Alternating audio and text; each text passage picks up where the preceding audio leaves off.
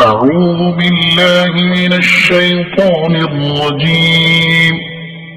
بسم الله الرحمن الرحيم.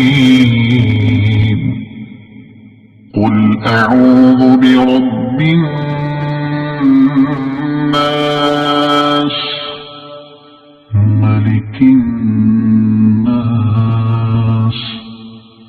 إله الناس، من شر الوسواس الخناس، الذي يوسوس في صدور الناس من الجنة والناس.